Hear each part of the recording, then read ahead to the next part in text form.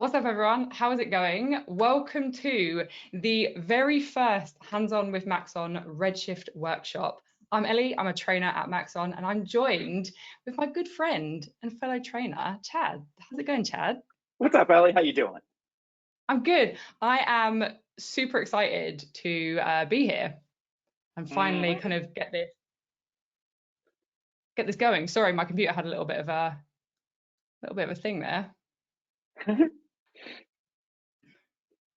Cool. Yeah, no. Sorry, I'm having a little bit of tech issues. There we go. I'm back. The spinning ball was gone. My heart dropped then.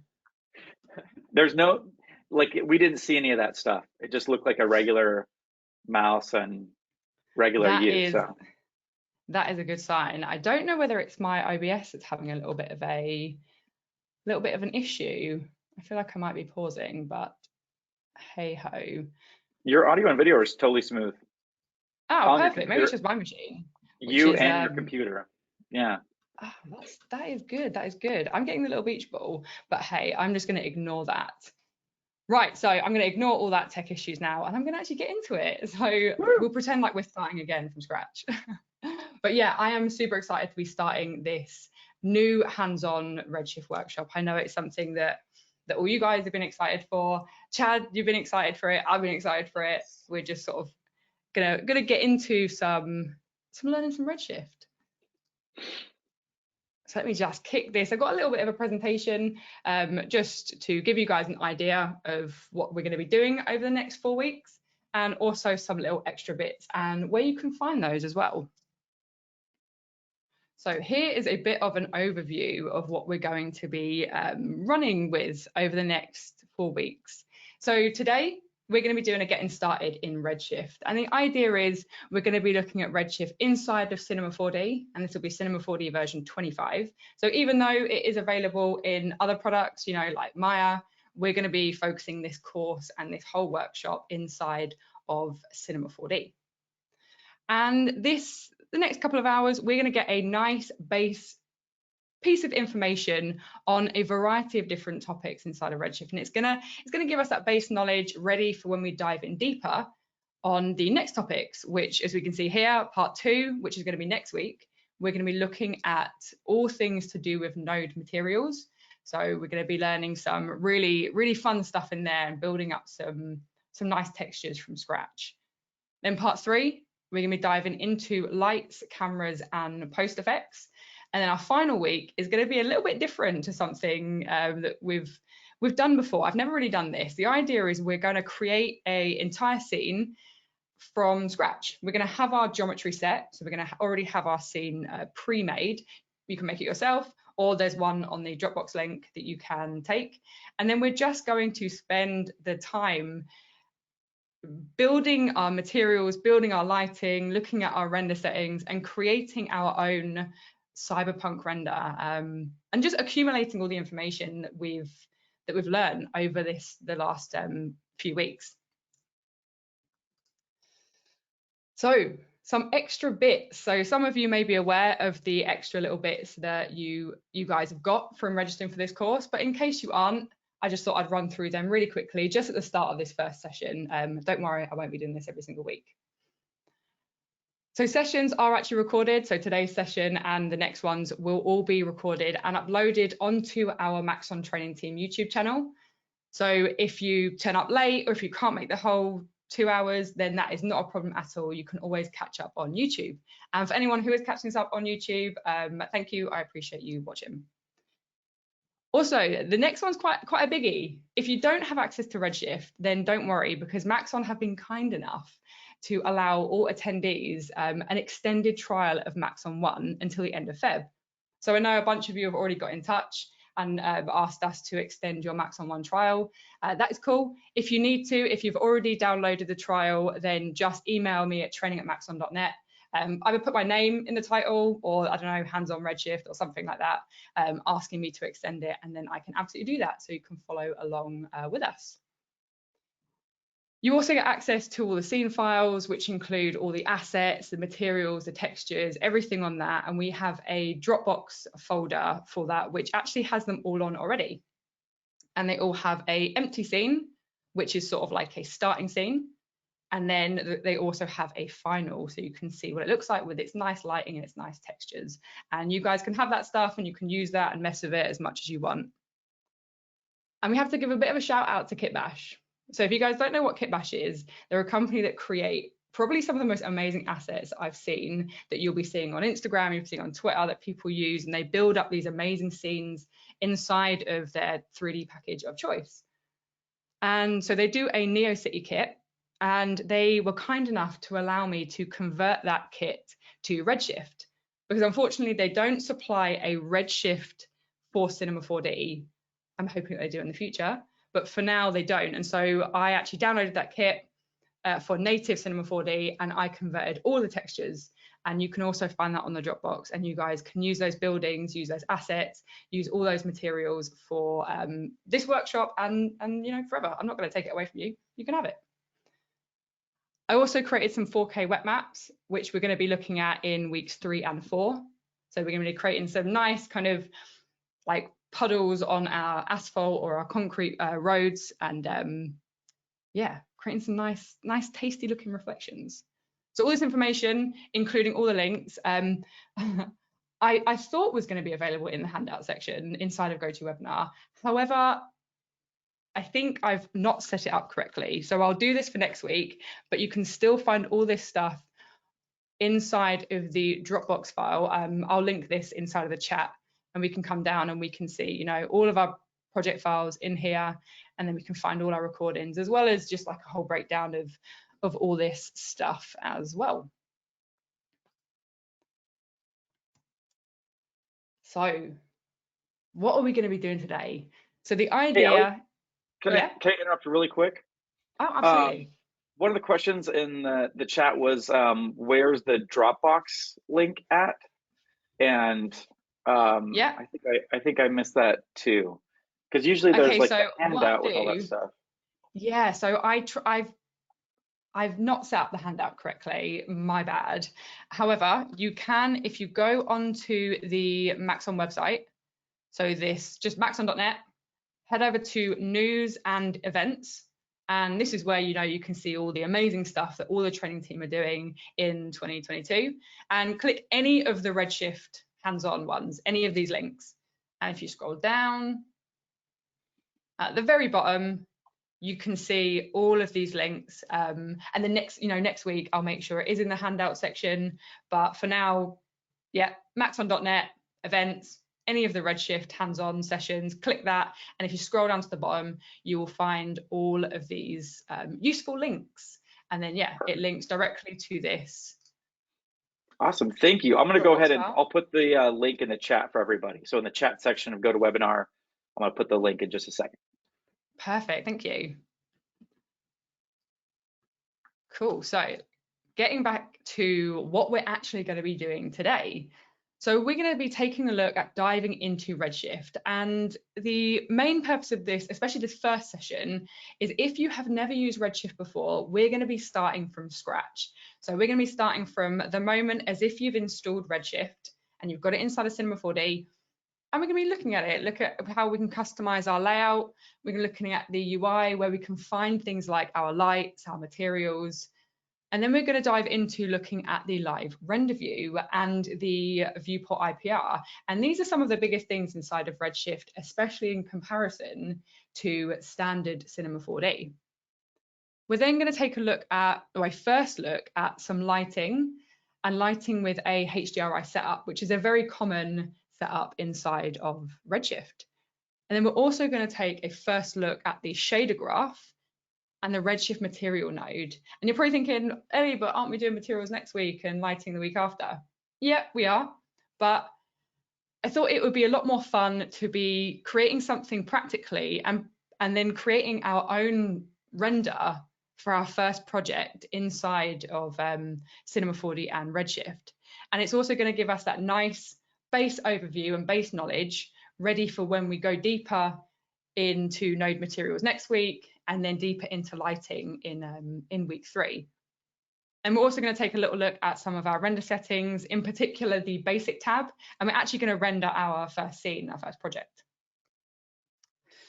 So the project file for today's session, so if you do head over to the Dropbox file, is the how RS getting started, and we're going to be working on the empty scene, but feel free to download the final scene, check that out, look at the lighting, look at the materials as well. That's the one that was on the hero image for today's session. So I'm going to stop talking about the intros, and we're actually going to get into some of the Redshift stuff. So what I'm going to do, so also, hey to everyone, I've not been monitoring the questions. So Chad is here to be kind of the voice of everyone, because you know how I love these hands-on sessions to be as interactive as possible. I love it when you guys ask your questions, and that's kind of the purposes of this entire workshop. We have a whole, 2 hours a week together for me to show you as much as I can in Redshift, and for you guys to ask about anything that you want to know. And then, yeah, Chad's going to be here interrupting me and asking those questions, which I'm so happy for. And I'm so glad you're here, Chad. And I do appreciate you taking the time to be here with us. Oh, I love it. Love it. Sweet, cool. So let's get into it. Let me just move this out of the way. And what I'm going to do is I'm going to open up our 2 files. So what do I want to do? I want to open up my empty. Let's go empty first, and then we'll go final, just so we can see a bit of everything. And lastly, I'm just going to switch my camera off, just so you guys can see absolutely everything and you have a nice full screen. But maybe when we have questions, I will come back on, but if not, I'll definitely be back on later. Cool. Right, so Redshift inside of Cinema 4D. So first of all, what exactly is Redshift? So it calls itself the world's first GPU accelerated bias renderer. But what does that mean? Like those are just words that some of us may not know. I remember I didn't when I first heard it.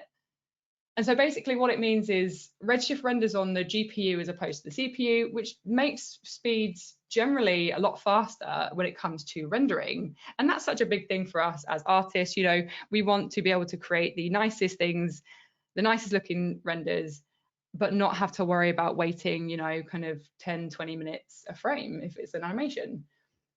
And so as a bias render engine, it effectively allows us to speed up our workflow by kind of like cheating for non-photorealistic work if we wish to.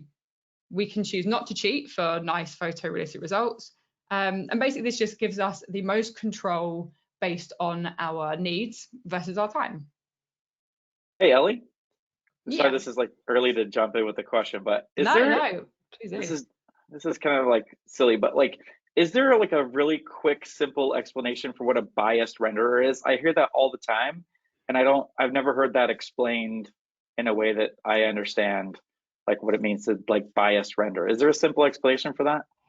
Yeah, so what a biased render does is it effectively allows us to cheat certain effects. So basically normal other renderers will focus on getting what are called unbiased results, i.e. the most accurate and photorealistic as possible. Whereas Redshift, because it's a bias engine, we can choose to leave off certain things to get our render done faster. So for some people who work in motion graphics, for example, and have a title sequence, they may not be as worried about having these super high-res photorealistic results. And so inside of Redshift, inside of our render settings, we can adjust and switch off certain things and therefore get faster results because we have a biased render engine. Whereas in these other renderers, we can't adjust these because it's unbiased. Brilliant. So awesome. Thank you so much. No worries. I remember I was the exact same when I was first learning Redshift like a couple of years ago. I was thinking, what does all this mean? What are all these words? Yeah, that's very helpful. Thank you. Cool, no problem. Right, so let's go let's go from a point where we've installed Cinema 4D 25 and we've then installed Redshift, and that's the process that we'd need to go in. You've got to install Cinema 4D first, and then you have to install Redshift, and it's clever enough to then connect the two together. And so as we now have Redshift installed on our machine, you will notice inside of Cinema 4D we have this extra drop-down menu, which is Redshift. And here is where we're going to find everything that we could need, especially when we're first learning Redshift. So if I just drop this down, we're going to have a little look at some of the options inside of here, just so we can kind of get an idea of where we can start to find the different tools or features that we might need when we start building our scenes. So we have our Redshift objects. And just to quickly run through these, we have a bake set. And so if you're someone that is used to baking out textures, maybe for things like Unreal, you can actually set up bake sets for your different objects and your different materials. We have a Redshift environment, and this is going to come in handy in week 3. This is where we're going to be kind of messing with some volumetric lighting. And for that, we require our Redshift environment to be inside of our objects manager. The next two are two that you're probably used to if you've been used to using Cinema 4D. We have the sky as well as the sun and sky rig. And then the next 3 are just other utilities that can be useful, especially this matrix scatter, is it allows us to instance a outrageous number of objects in our scene. And basically what the matrix scatter is it's a normal Cinema 4D matrix object, which we can use, to instance objects, and it's just got a Redshift tag on there. And so we might have a little look at that over the next couple of weeks. This next section is where we can find all of the lights for Redshift. And so let me just uncheck that and then do the same thing with our normal Cinema 4D lights. And what we can see is we have some nice sort of generic naming conventions inside of Redshift and inside of Cinema 4D. So we can see that both have an infinite light, both have a spotlight, area light, and some of the other sort of things that we potentially could be used to if you have been already building up scenes inside of standard and physical Cinema 4D. Let's just get rid of those and carry on down. Next, we have our cameras. And this is going to be a big topic for week 3. We're going to be taking a look at our cameras, and in particular the Redshift camera tag, which is where we can access all of our interesting things like our depth of field, our motion blur, our different kind of post effects. And then this next option is where we can create some of our materials. And so we can also create our materials inside of our normal material manager. So if we come over to create, Redshift materials, we can also create our materials here, and we have a bunch of different base materials inside of there. And so we will take a look at creating some today, creating some standard textures or materials. We then have some tools, and we're not really going to worry too much about any of those. We can render to our render view, we can clear memory caches. And then we have some other useful utilities. So we have our render view, which is our live interactive preview renderer, which we're going to have a look at in literally a couple of minutes. We then have an asset manager, and this is useful as well as the project asset inspector.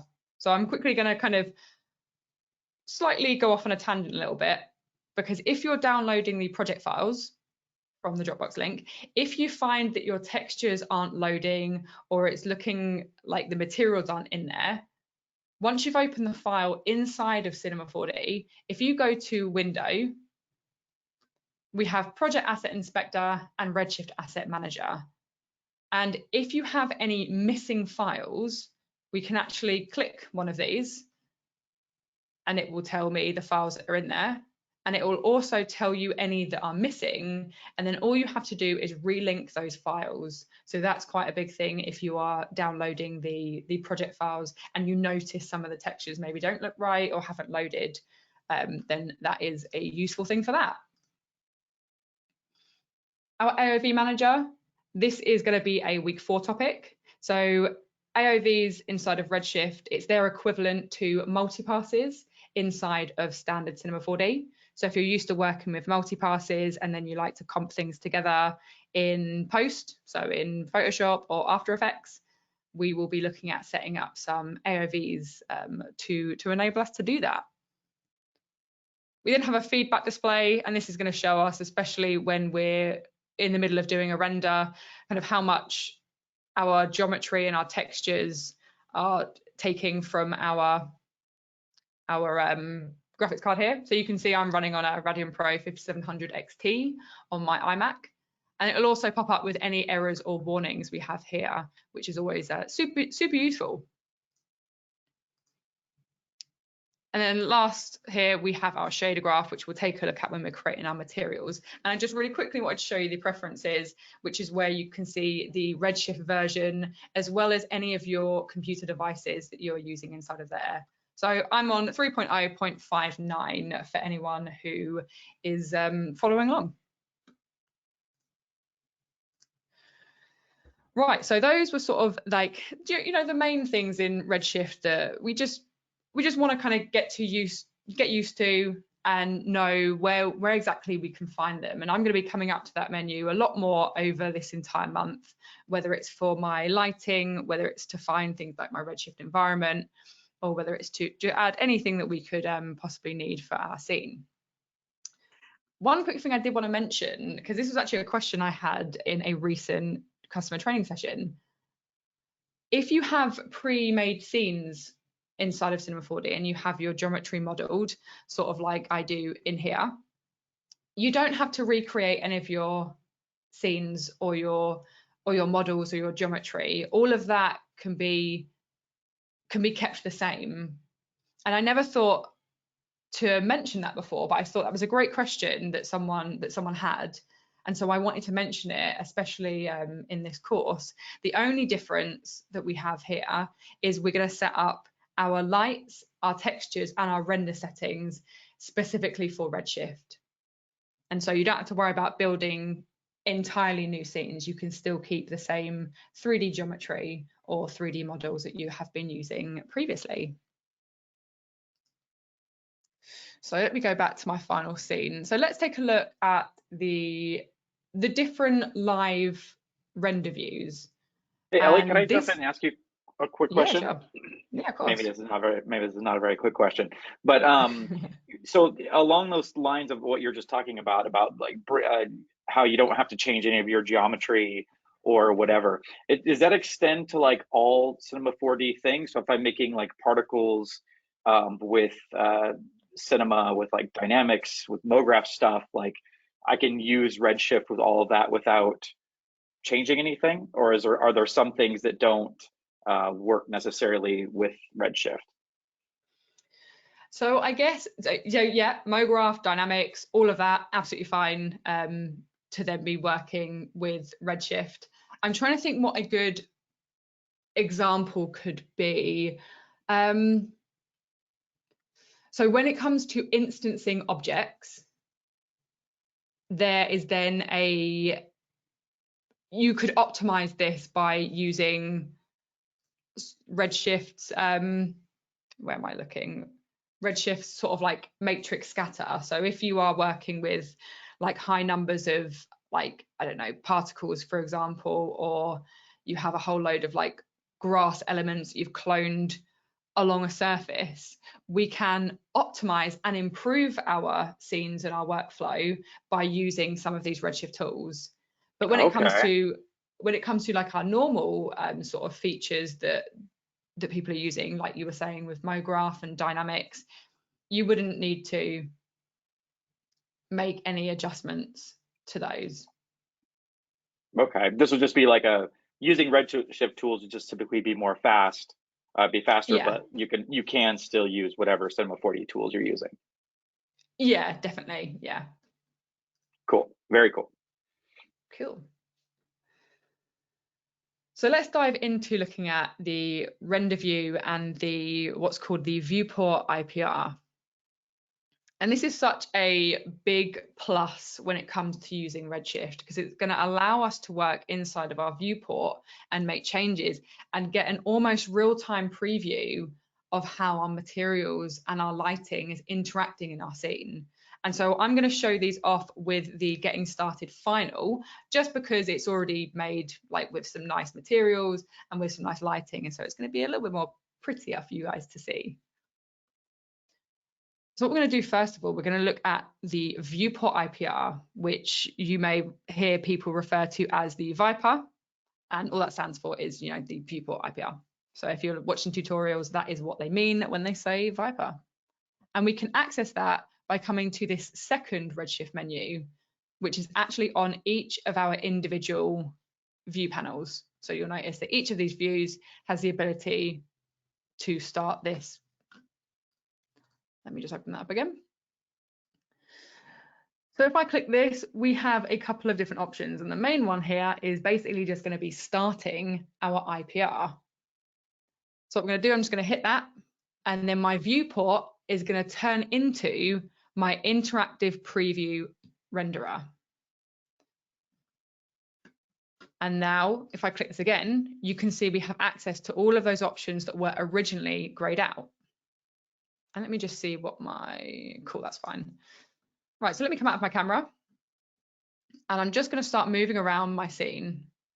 And so you guys can now see that we're getting a pretty speedy and instant playback, but we're also getting to see how my Redshift textures are looking, as well as some of my lights. So if I can switch these off, and we can see the impact that they're having inside of our viewport like that. And so if you were to do, you know, the equivalent of this inside of Cinema 4D and use the interactive render region, if you had quite a heavy scene with a lot of displacement, a lot of reflections and some global illumination, it can be so slow and so demanding that it's kind of not really worth it. But as we can see in Redshift, we get this really nice live preview that is super fast. And then what we can do, if we have a look at some of these settings that we have in here, that are now opened up as we have our IPR playing, and we can see it's playing because it's got it's sort of highlighted this blue color. We can refresh our IPR. And so if we've made some changes, more often than not, this happens if you have a heavy scene, or if you're, I don't know, creating things like hair inside of Cinema 4D, you may find that if you're making these changes, your IPR doesn't always update. I've only come across this literally a handful of times, but if you do, all you have to do, hit that refresh button, and it's going to refresh and it's going to look at all those changes that you've just made, and it's going to adjust itself for those. Again, we're not going to worry about AOVs today, but we actually do have the ability to see the different AOV passes that we've set up inside of this IPR. So we can check out things like, you know, our specular lighting or our emission or our GI. We can choose to see that individual pass inside of here instead of our normal pass, which is known as our beauty. We can then choose to change this to bucket mode. So at the moment, and by default, our render view and our IPRs are set to something called progressive mode. And so you can see down the bottom left, we're having a progressive renderer happening. But we can choose bucket mode, and then it's just going to render our buckets just like it would normally. So let me switch that back off. So a few other options we have. Let me just refresh that. Is there a reason that you would use bucket? Bucket? Do you ever switch over to that? Yeah, so I use it in particular when I use the render view, which is the other live renderer, which we'll look at in a sec. You can actually set up let's say you have like a really crazy scene with loads of objects, so you want to look at this one little texture down here. I would set up an interactive render region, and then I'd set it to bucket mode, and then all I'm going to see is how that looks, as opposed to having to worry about rendering every single thing. But we'll do that in literally a couple of minutes when we look at the other render view option. Sweet. Okay, thanks. Cool. Let me kick this back off again. So we have our normal mode and we have our clay mode. which is really nice. You know, sometimes we see, you know, people like to do clay renders, and it's a nice way of seeing how some of our lighting is looking, and just to get a nice preview of how our geometry looks in regards to our lighting in here. Let me switch that off. And these next two, we have the ability to freeze tessellation, and tessellation is a little bit like our subdivision stuff inside of Cinema 4D. And so if you're making constant changes to this or to your geometry, and you don't want your IPR to update at every single increment, you can actually just choose to freeze that if you wish to. Snapshots we'll look at in a little bit, but these can be super useful. And our options that I wanted to go through is we have something called undersampling, and we also have scaling. Undersampling is a feature where we can increase the responsiveness of our IPR, so that this value basically determines how much the resolution is divided. And so if we have a higher value, it will be a faster first pass versus a lower. So what we can do, we can adjust our undersampling, and then we can adjust our scaling to get a more responsive view. And so at the moment this is set to 50. So this is kind of like, think of this as like a quality slider, sort of like we have in Cinema 4D's that interactive preview render. So if I put this down to 10, we can see it's super pixelated. However, it is absolutely instant. And so I don't know how, I know GoToWebinar's playback sometimes isn't the best when it comes to FPS. I can tell you it is moving exactly in time with my mouse. And so we can adjust our undersampling, and we can adjust our scaling to get really nice, quick playback. But we can still kind of see how our lighting and our textures are set up. And then, of course, we can go in the other direction and get a 100% quality or scale of this inside of here. And so let me just change that back to 50, which is the default, and it's what I like to leave it on. And again, we can switch it off just by coming and hitting that Start IPR button again. So that is our Viewport IPR. And so as we saw, it effectively turns our Cinema 4D viewport into our interactive preview renderer, which we can then move around our scene and see and make updates and changes and see those live in close to real time.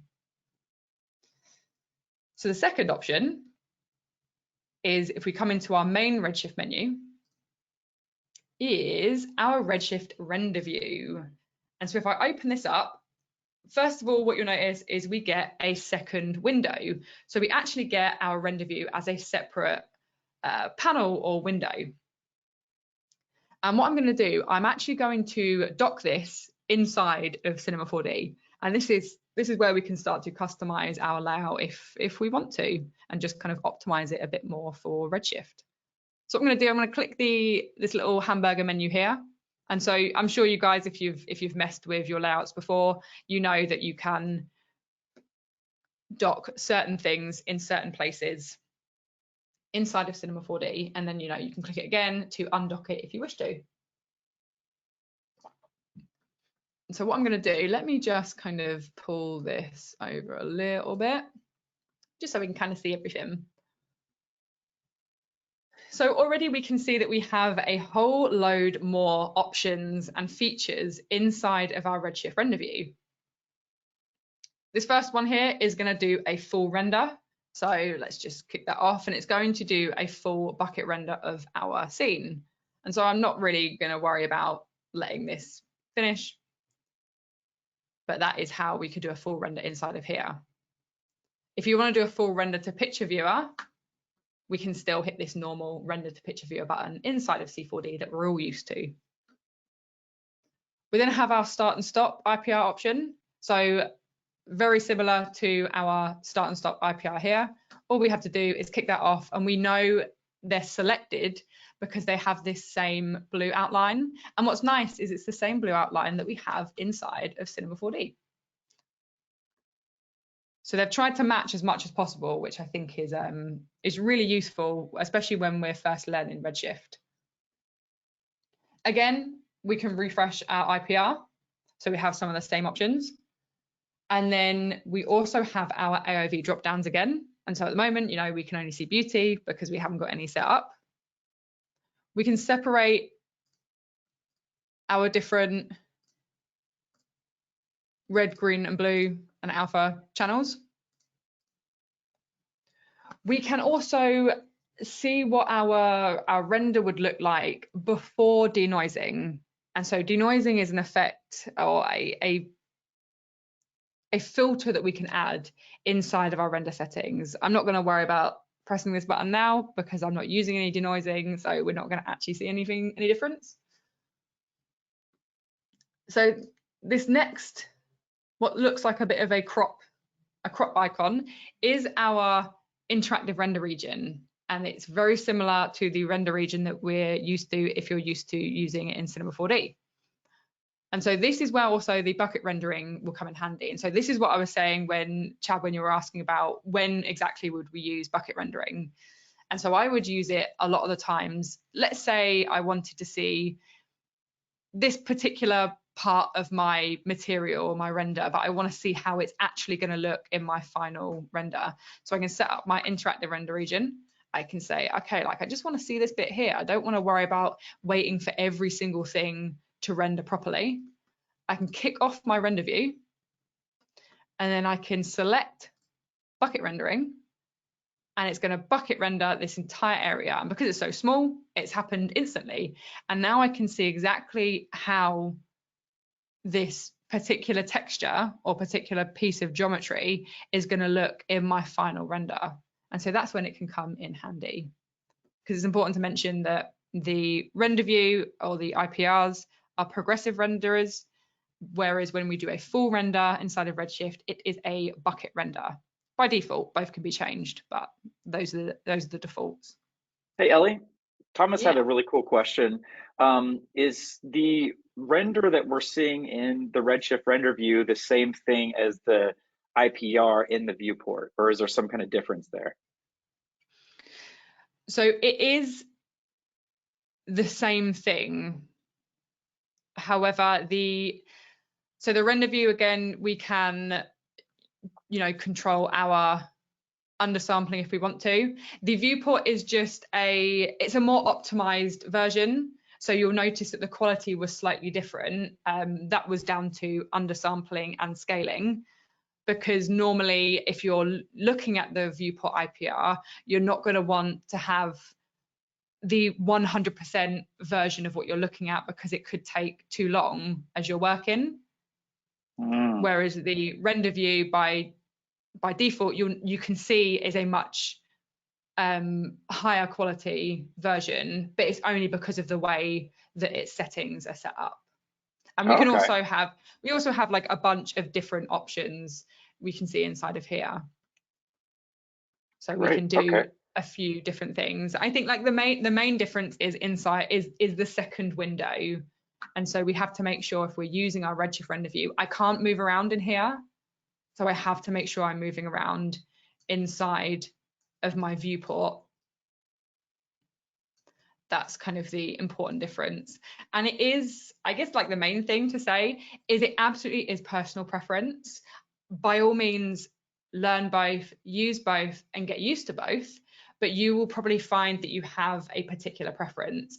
I absolutely work like this. I have my separate render view and I have it docked on the left-hand side of my C4D. But it is important to mention that I am working on an iMac. And so I have a lot more space inside of my Cinema 4D. If I was working on a laptop, I might find that using the viewport renderer is better for me because I don't have as much space to kind of have my windows side by side. So that is that's kind of an important thing to mention. But yeah, by all means, it's personal preference, and just have a go with both, really. Brilliant. Thank you. No worries. Cool. So these next options, so this drop down here, you'll notice some of these names. So we have front, perspective, right, and top, and they translate to our different view panels here. And this is actually super, super handy. So at the moment, I am outside of my camera, so I'm not looking through my camera. So as I'm moving around here, my render view is updating and it's following my default camera. Let's say I wanted to see what my final shot was going to look like, but I wanted to make some adjustments inside of my viewport. What we can do, we can set this to the my final camera, which for me is my Redshift camera, which I've definitely moved, as we can see. Never mind. And then now I can still work inside of here, and I can come out and I can maybe, you know, grab my area light here and we can move this. And if you look on the left hand side, you'll see that this is updating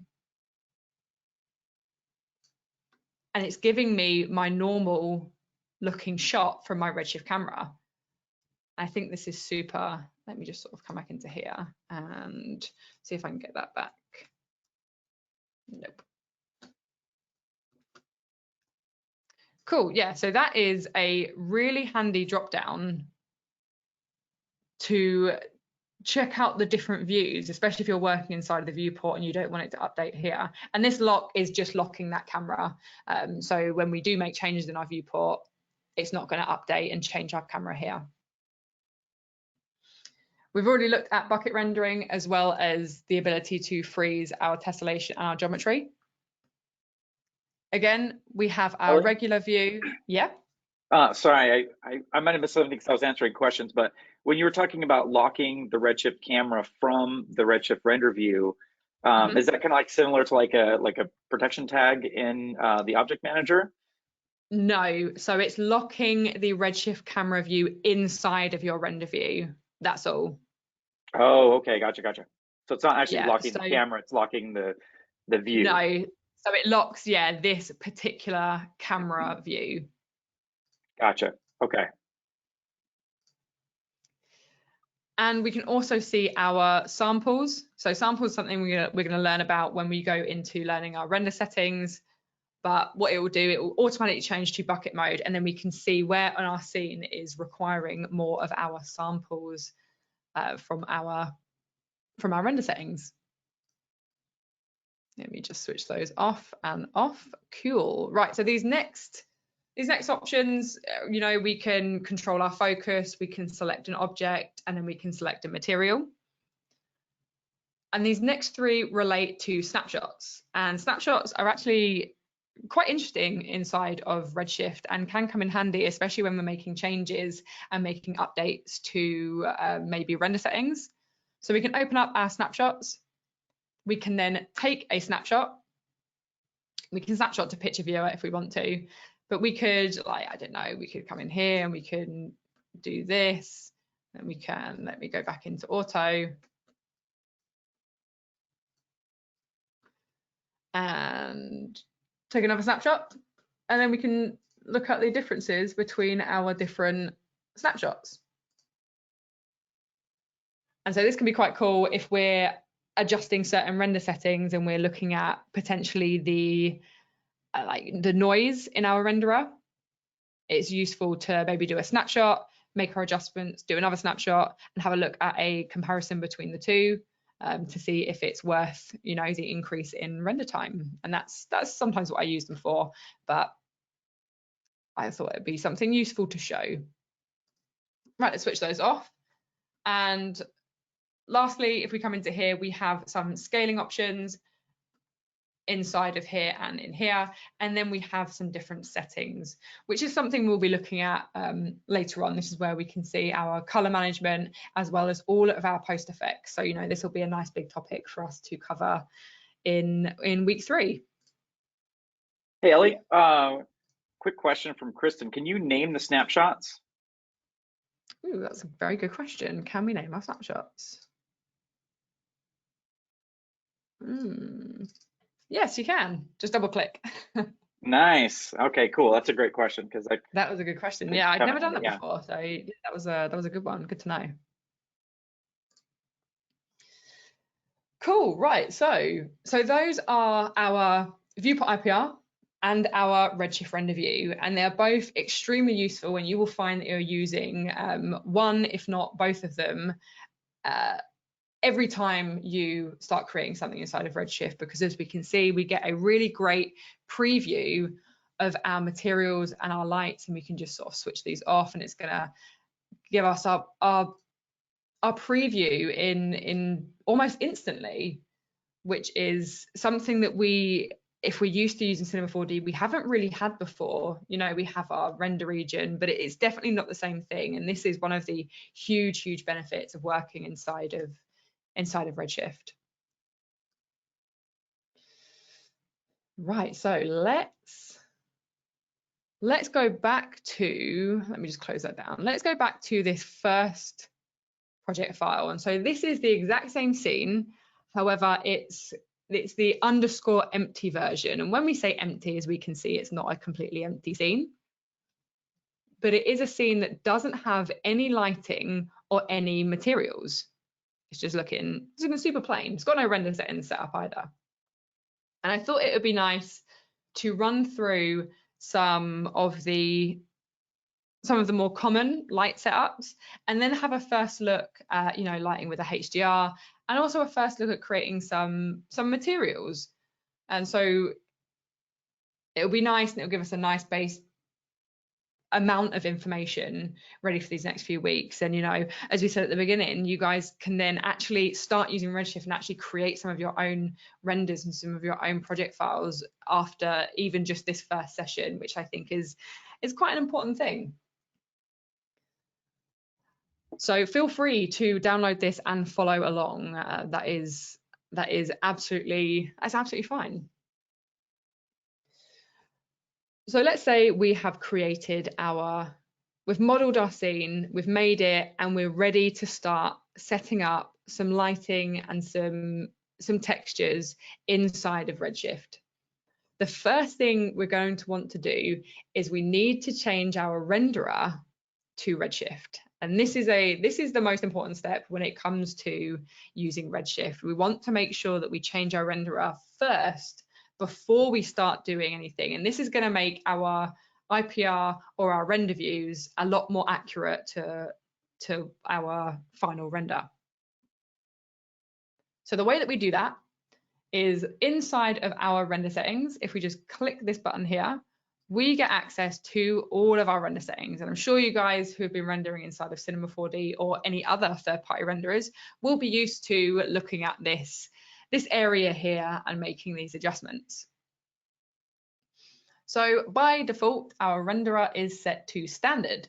If we just drop this down, we can see that we have access to all of our renderers that are installed for Cinema 4D. So inside it, by default, we have standard, physical, and viewport. So you might be used to using these. And then after that will be all of the other third-party renderers that you have installed. So as you can see, I have Redshift and I also have Cycles. But in here is where you would find, you know, V-Ray, Arnold, Octane, all those other renderers as well. And so what we want to do before we start creating anything for Redshift, we want to change this renderer. This is big step one. And so what you'll notice, we still have our output. So our output looks the exact same. So this is where we're going to be adjusting the output of whether it's an animation or whether it's like a still. We can adjust those in there. And, you know, just for the sake of this, I'm going to just dumb that down a little bit. And then we can even adjust our frame range for animations or stills. We then have our same save options. So these don't go, these don't change. These are the exact same to what you are used to inside of Cinema 4D. However, we've lost all of those other options apart from Magic Bullet Looks, and they've been replaced with Redshift. And so we're not going to look at these settings yet. I'm just sort of teasing them because at the end of this, sort of in maybe like an hour and a bit, we're going to actually take a look at this basic tab and what some of these initial options mean and what they do and how we can actually start to get some nice looking renders. So we've changed our renderer. That was the main step that we wanted to do. Now is when we can start to build and start to create some nice pretty stuff for our scene. So what I'm going to do, I'm actually going to open up my Redshift render view because this is one, how I like to work. Two, I think it'll also be useful for the purposes of the workshop for you guys to be able to see everything all on one screen. So we'll be able to see our render view as well as our normal viewport and, you know, all of that other fun stuff that we could be doing. So let me kick off my render view. So as we can see, we have a very not very nice looking render, but by the end of this next hour, we should have something that looks pretty cool. So let me just let's use snapshots just for today, just for some fun. So I'm going to take a snapshot, and so we're going to have a nice comparison now from this to hopefully something that looks a bit cooler. Let me just switch that off as well. Okay, cool. So what do we want to do? So this is kind of my workflow, as well as what potentially is best practice when working inside of Redshift or maybe any other renderer. And that is to create some lighting first. That is quite a big thing. And the reason I want to create some lighting first is because when we then create our materials and our textures, having our lighting set up, or at least some of our lighting set up, is going to give us a much more realistic and final look with our textures. And so what you could do is, if you don't set up your lighting and you build your textures and then you're sort of tweaking them and you're adjusting all of these settings, and then you drop your lighting in there, everything will change. Everything will look completely different. And then you might be like, oh my God, my textures don't look nice now. This is so annoying. And so what I do is I tend to set up some base lighting, some base natural lighting before I then do my materials. And then I'll always go back, add some more lighting, adjust it slightly. But yeah, that's always quite an important step. But always find what works for you as well. Do you know what I mean? This is sort of my workflow and my tips as much as anything else. So what we're going to do, we are going to light this with a very common light setup inside of Redshift, especially when we're first learning Redshift, and that is lighting with a HDR image. So for now, let me just switch that off. So if you're used to lighting this way in Cinema 4D, or if you would like to know how to light this way in Cinema 4D, we can really quickly do that. So you would grab a sky object, and then you would take your standard material, we'd switch off our color and our reflectance, we would switch on our luminance, and we would load a .hdr image inside of here, and then we drop that on our sky, switch on our GI, and then we're lighting with a HDRi image, and we can create some really nice natural lighting. So the equivalent way of doing that inside of Redshift is to come up to our Redshift menu. Under our lights, we have a dome light, and I'm just going to select my dome light. And a few things have happened, but don't worry, we'll deal with this in a sec. But for now, the dome light is basically an infinite texture mapped light, and we have the ability to use a HDR image to create some really nice, high quality results. And because we're only using the one light instead of sort of like the equivalent, which would require several lights, it's also going to help and speed up our performance too. So, right, so what's happened? So first of all, our whole viewport has pretty much turned black. And this is a common thing when we start to add Redshift lights. And I do get asked this question quite often: how do we prevent this from happening, or how do we go back to being able to see our geometry inside of our scene? So all we need to do inside of our viewport, if we go over to display, if we change it from our ground shading to quick shading, we get it all back. We get to see our geometry, and we also still have our redshift light in our scene. So that is the way to fix that. Now let's see what our render view is looking like. So let's take a little snapshot again. And so this is what we had before. This was no lighting. And this is what's happened when we've added in our dome light. And so we can already see we're getting some nicer results, especially in comparison to this. And so let's take a look at some of our settings inside of here. Let me pull this over, let me close that down. I'm just going to try and create as much space as possible for us to be able to see everything. So inside of our dome light, so first of all, our basic tab and our coordinates tab is the exact same as the settings that you're used to inside of Cinema 4D. So, we're not going to worry about looking at those, but they're the same. But the object tab, this is where things are a little bit different to what we may be used to. So if we just go down and have a little look at what these different parameters mean and how they can affect our render view. So first of all, we have our light type, which because we selected a dome light, we can see that our type is set to dome, but we have the ability to change this at any point, and then all of our parameters down here will change as well.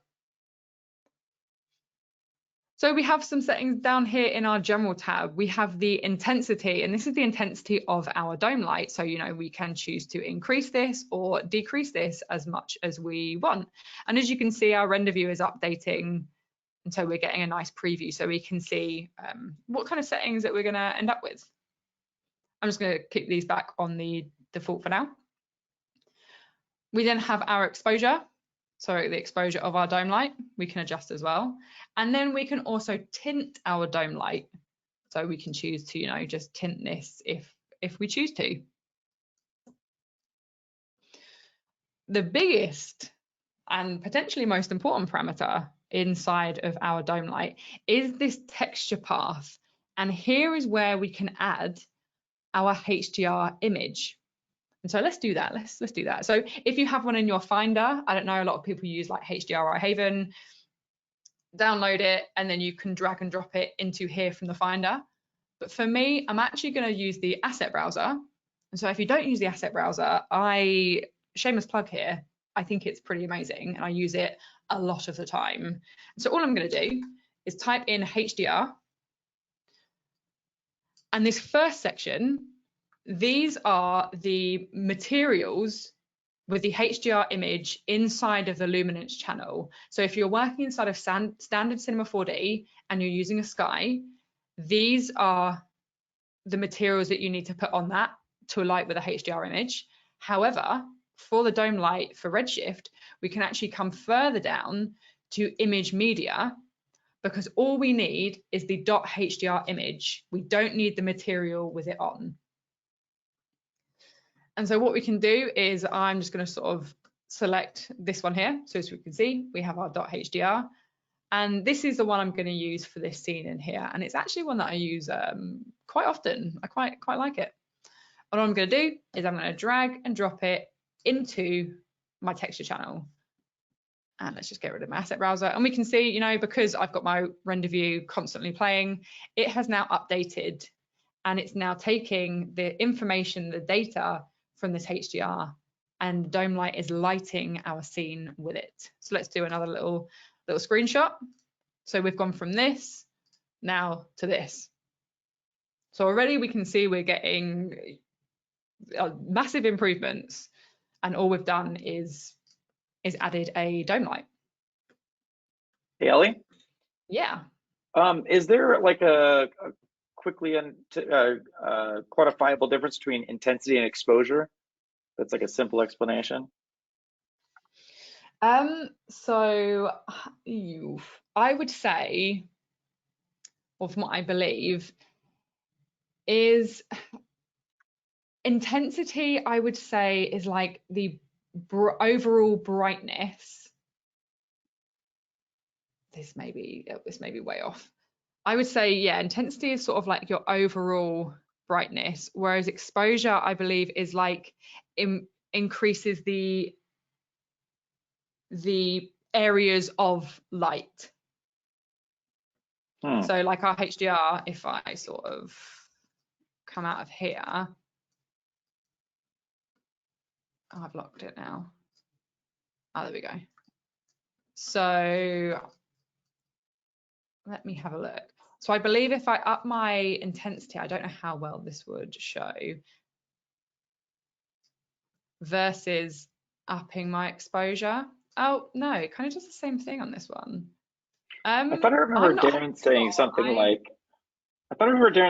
like, one of them was more like broad strokes, and then exposure was like more fine-tuned, but I might be confusing that with something else. I don't know. Yeah, maybe this isn't the best HDR to show it on. I would believe the exposure, yeah, is maybe for the finer areas of, if you had like spot lighting, like a studio light HDR, I'd believe the exposure would up those particular bright light areas, whereas the intensity, I believe, would up the brightness of the HDR as a whole. But I can definitely find out some more detail about that. Okay, awesome, thank you. Cool. Yeah, sorry, I'm not 100% sure. Cool. Going back into here. Yes. So as we've added our HDR image, we now have these options down here. We've got some color correction options which directly relate to the HDR image. So we can adjust the hue, and as we can see, we have quite like a bluey hue anyway. So as we start to adjust this setting, we can adjust the hue of our HDR as well as our saturation. And our gamma is sort of like allowing us to adjust our contrast, so we can adjust our shadows. So we can have softer shadows if we lower our gamma, and then we can have harder shadows if we increase that. So we can see here we get much harder shadows just by adjusting that value inside of here. Ooh. So I would recommend using a .hdr image when you're lighting inside of a dome light, and this is because they tend to be linear. If you are using an 8-bit image, I would recommend just dropping that down, and inside of the color space, if we just change this to sRGB, it's gonna make that work a lot better. But yeah, like HDR Haven, the asset browser, you can find these lovely HDR images pretty much everywhere online. Cool. So coming back down a bit more, if we sort of go back to that view where we could see this. Let's say we don't want to be able to see this image inside of our viewport or inside of our renderer, similar to, you know, inside of Cinema 4D when we add our compositing tag and we have it hidden from our camera. We can do a similar kind of thing inside of our dome light. We can go to our background and we can actually just check that off. And so now what's happening is we're still getting that same kind of light, that same kind of lighting inside of here, but we're now not worried about seeing this inside of our final render.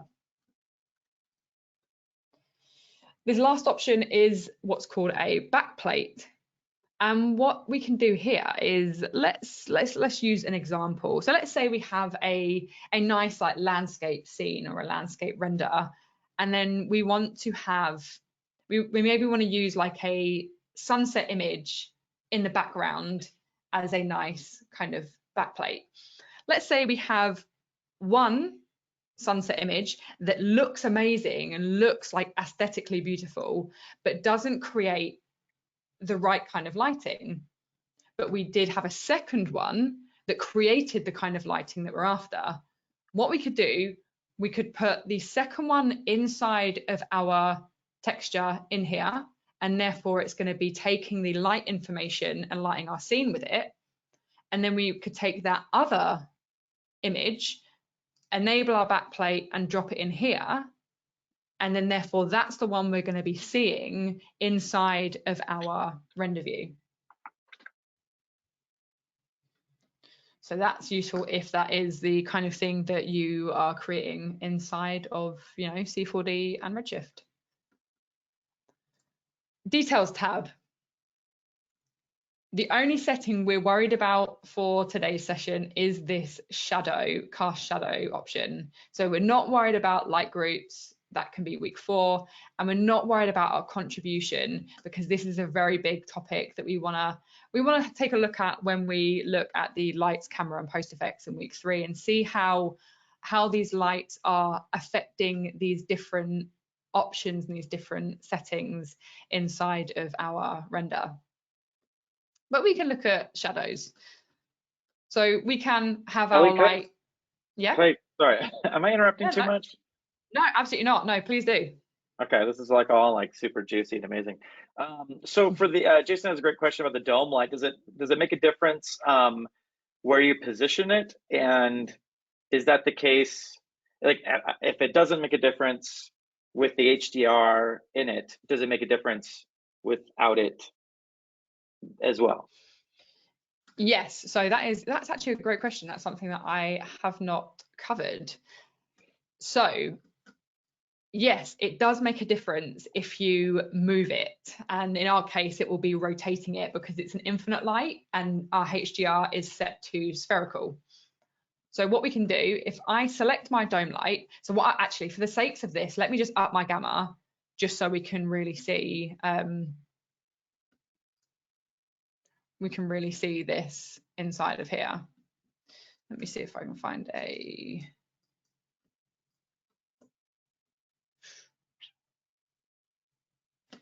okay, I don't know why that's not giving me enough of a thing inside of here. Never mind. Okay, cool. Right, so what we can do inside of my dome light, if I just hit my R key to get my rotation bands up, if I rotate this green handle here, so along this axis, you'll notice, hopefully you can see inside my render view, that we're getting a different view. And this is because if I switch my background back on, if we have a look at where our light source is coming from, so where is it coming from? So we have our window here. So this is where my light source is coming from. If I then rotate this, I can choose where I want this particular source to be coming from. And so yes, absolutely, if you rotate and adjust your dome light, it will have a different effect on your scene. However, if you didn't have a HDR, so let me just get rid of this. What we have is we have an all over bright infinite white light. So if I rotated that, it's not going to make a difference because it's just like an all over infinite light here. Okay. Cool. Awesome. Let me thank you. Shove that back in there. No worries. No, that was a cool question. That was a good one. Right. So yeah. So let's go back and have a quick look at our shadows. And so yeah, the same as inside of Cinema 4D, we have the ability to enable and disable shadows. And so we can do the exact same thing inside of our details tab of our lights. We can have it cast or not cast shadows. And then we can even increase and decrease the transparency of these shadows. So if we find these are too harsh, we can just start to up the transparency of these. And if we go all the way to 1, we're effectively getting no shadows. So yeah, again, we'll definitely cover these, but in the specific lighting topic. And then finally, we have a project tab. And so if I create a normal Cinema 4D light, some of you may be used to using the project tab inside of here, where we can include and exclude certain objects from our light.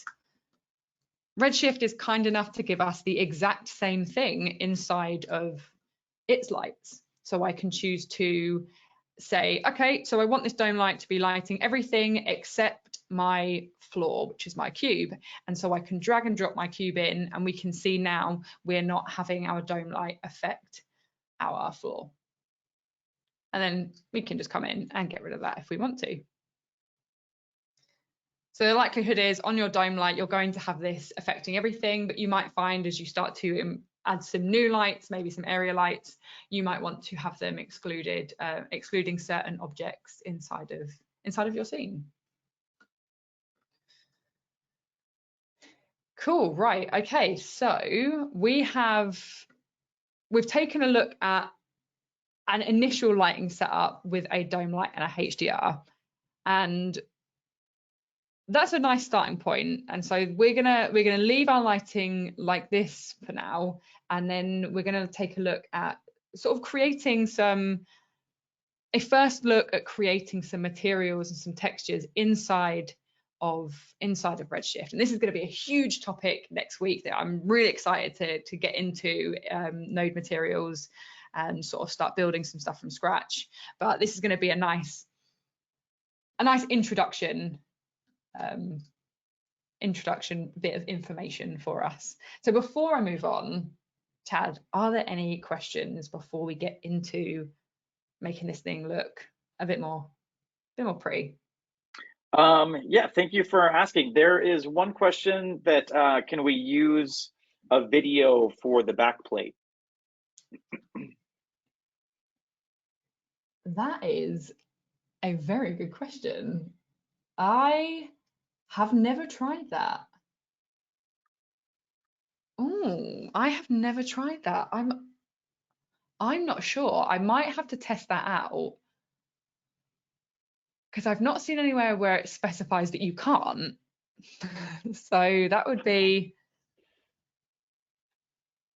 I'm trying, Well, we're all, let me find out for next week. Because yeah, I've not, well, one, I've not seen it done, but I've not seen it not done. Like, I've not seen someone say that it can't be done. So yeah, I'm sorry, I actually don't know, and I don't want to make something up. So I'll definitely find out for next week. I will remind myself and find out for you. Fun. Also, there's like a million like comments about like praise for you. So yeah, there's just tons and tons. Everyone. It's like you're the Pope or Taylor Swift or something. People are just like fawning over like how well you explain things and all this knowledge you're dropping on us. So oh, thank you so much, everyone. I'm really glad. Like, yeah, I'm really glad that I want this to be as great for you guys as possible. You know, that's why we're running this workshop. And yeah, that's so sweet. Cool. We've still got plenty of time. Still got plenty of time to go into a bunch more cool stuff. So yeah, if there's no more questions, I will move on. Right. So node materials. This is probably the single biggest topic and biggest difference when we're talking about working in Redshift versus standard Cinema 4D. So as we saw, you know, our lighting is similar-ish. You know, we have our same naming conventions. We have some of the same generic parameters that we are probably used to, you know, intensity versus brightness, etc. Using HDR images. So there's some nice comparisons there, nice things that we're used to. Unfortunately, node materials, if we're not used to them, it's just something we're going to have to get used to inside of Redshift. But do not worry, I am here. I'm going to be here every step of the way and helping us all learn node materials inside of Redshift. So let's get into it. So we're going to open up our material manager, and we're just going to create a standard Redshift material. So let's just select that. And then all we have to do is double click our material, and it's going to open up our shader graph. And let's just have a quick look at what is inside our shader graph before we get into anything else, just so we know where we can find some stuff. I'm going to make it nice and big so we can all see it. Right, so This is our Redshift shader graph, and this is where we will be able to build and create our materials for Redshift using nodes. So this big option, this big kind of square in the middle is our actual shader graph. And this is where we can see our nodes, and we can see that we have some nodes inside of here already. And then we can actually move around inside of our shader graph in the same way that we can inside of Cinema 4D. So if I hold my one shortcut, I can sort of move around like this. And my little icon doesn't like that as much when I'm on a live show, but hey ho. And then with my 2 key, I can come and sort of like zoom in and out. And I mean, 3 is not going to work because it's just like a 2D flat graph. And so that's how we can move around in here. And we can use our same, if you're used to like Cinema 4D shortcuts and you use the S shortcut, it's going to highlight and kind of zoom in on that selected object, just like it does in your objects manager.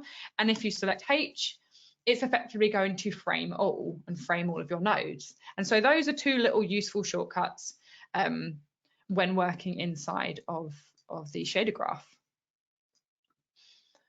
Another lovely thing is when we have a node selected, we can see it selected because it actually highlights orange, just like it does inside of Cinema 4D.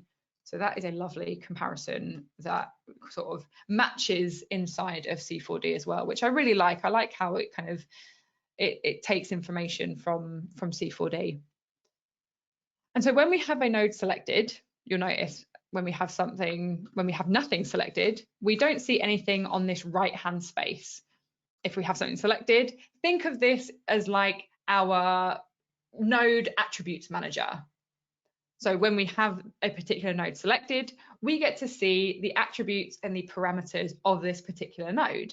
And you're probably thinking, oh my God, there's so many here. Well, don't worry, that's only because the Redshift material is it's one of the probably the most important nodes, and therefore it has some of the most parameters inside of here. But if I select my output, you can see we don't have as many options in there. A couple of other useful sections of our shader graph is this area on the left-hand side. And here is where we can find all of the different nodes that we could need. And they're in their certain sort of topic menus. So we have some utilities, we have some different textures. And don't worry, you don't have to learn exactly where these nodes are, because just above it, we have a super useful search bar, which I use for everything. I use it all the time. And so let's say we wanted to grab like a bump node, I can type in the word bump, and then we can see inside of here, it's going to give me all of those nodes that have that particular name in. And the way that we can then bring a node into our shader graph is all we have to do is drag and drop it in. And then we can see this has now been brought into our shader graph. And then now we can see it's sort of like its attributes on the right-hand side. But I'm going to get rid of that. We don't need that. That was just so we can see how to actually bring some nodes into our shader graph inside of here. Cool. So now we had a look at sort of the different sections of the shader graph. Now let's actually look at our Redshift material node, because this is quite important. And what I'm going to do, so we can all see everything that's going on, let me just dock this down here. So things are getting a little bit busy, but hey, it's going to be beneficial for us to see everything and see how everything updates for us here. Cool, so I have my shader graph, I have my render view, I have my viewport, and I have my materials and all my other useful information that I could possibly need. So let's take a look at this Redshift material node. So as we can see, so what we did, we went to Redshift, we created a standard Redshift material, and that's what we've now opened up. And with this standard Redshift material, we have 2 nodes by default. So I haven't added these in. These were in my shader graph automatically, which is really great and really useful. So it saves us having to build it from scratch. And so the first node we have or technically the last node we have, is our output node.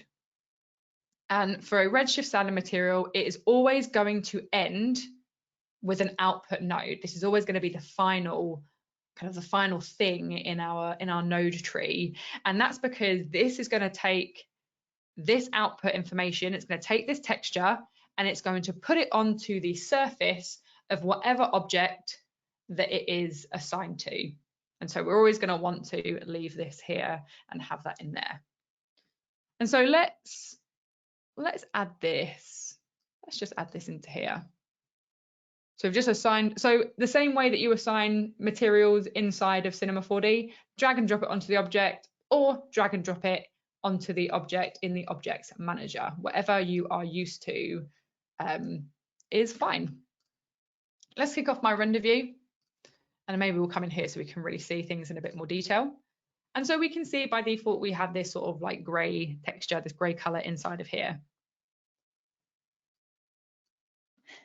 So let's take a look at our Redshift material node. And actually what I'm going to do as well, I'm also going to open up a standard Cinema 4D material, and we'll do a nice little comparison between the two. Let me just open this up.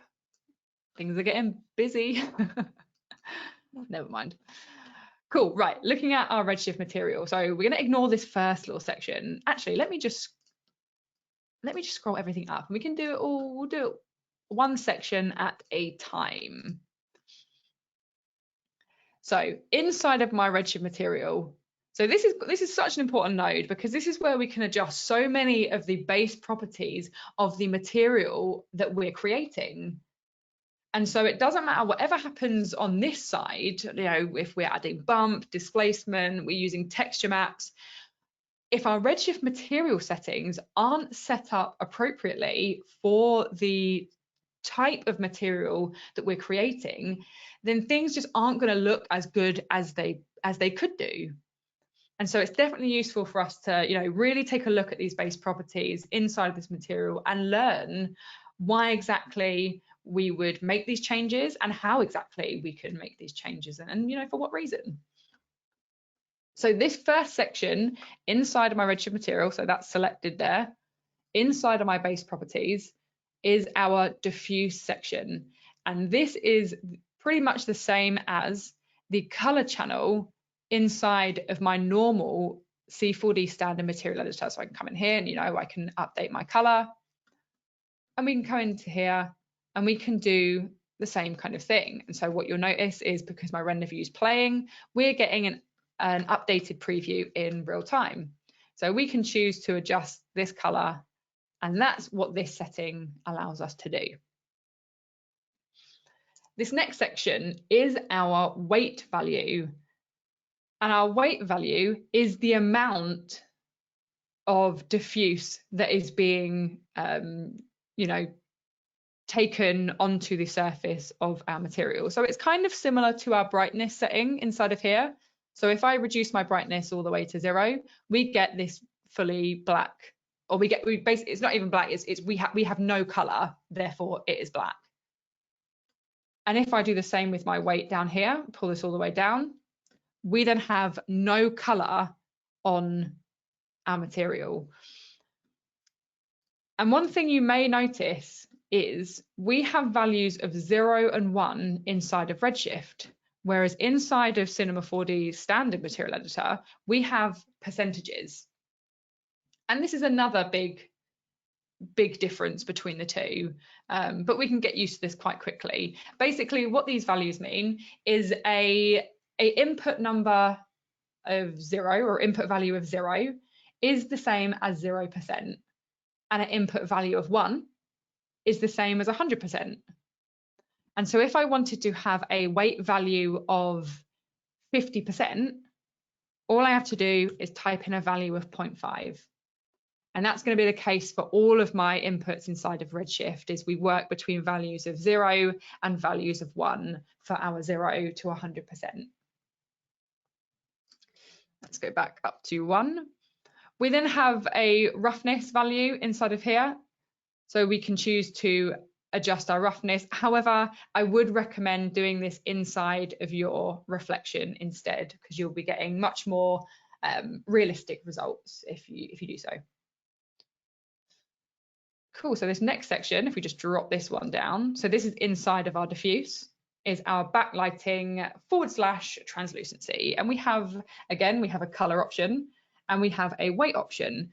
And what this is for extremely thin materials that have a element of translucency. So for example, let's say like a leaf on a tree. We have a certain amount of translucency on this leaf. And so what we can do is we can actually use this backlighting and translucency color value and weight as a bit of a cheat solution to create that same effect, instead of having to worry about, you know, setting up subsurface scattering. However, I would recommend, if you are using like larger or thicker translucent materials, then you should use subsurface scattering, but we're not going to worry about that. But this is a nice little cheat way if you have, you know, slightly thinner materials. This next option, let's scroll down here so we can see what's going on, is our reflection option. I nearly said reflection section, and I said that in the run through, and I hated it, and I've now said it again. So this is where we can adjust the reflections of our material, and this is kind of similar to our reflectance channel inside of our material editor. So, you know, we're used to adding our certain BRDFs dependent on the material that we're creating to create our nice reflections and to create our nice roughness.